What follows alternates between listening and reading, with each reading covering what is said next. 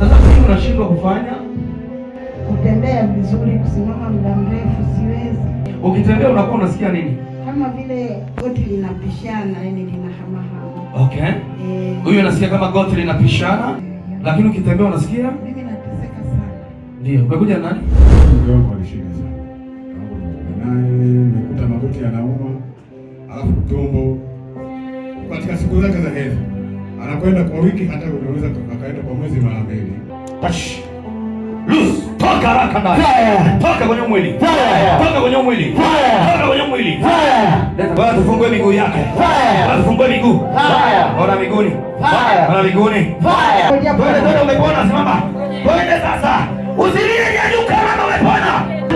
Mwambie akimbie, mpe njia hapo. Mpe njia, twende. Haya, twende.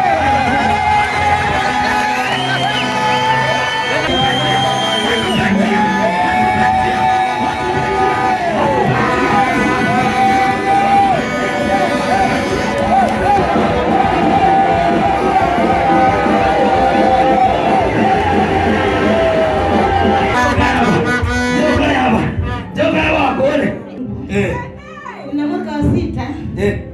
Siwezi kwa kweli kubeba hata maji ya lita 10 hivi nipeleke chooni. Mpaka nipelekewe maji ya kuoga. Tunamshukuru Mungu kwa. Ndio, umeonaje hapo? Umeona kabisa. Nimeona zoezi kapiga mpaka sasa hivi ananyumbulika hapo mbele. Ndio kabisa. Kazi ya Mungu. Hujawahi ona mama? Sijawahi ona. Hujawahi? Nisidanganye, mpenda kusema kweli kwa Mungu. Watu ambao huwa hawaamini wanafikiri kwamba wewe hapa unatunga. Waeleze mateso uliopitia na vile umetumia gharama kwa ile mke wako. Ndio. Yawezekana kwenye 200,000 na kitu zimezidi. Ndio. Kwa hiyo kwa lolote lile ambalo Mungu amenitendea, ndio baba, ni haki na ni lazima na ni wajibu nimshukuru Mungu kabisa.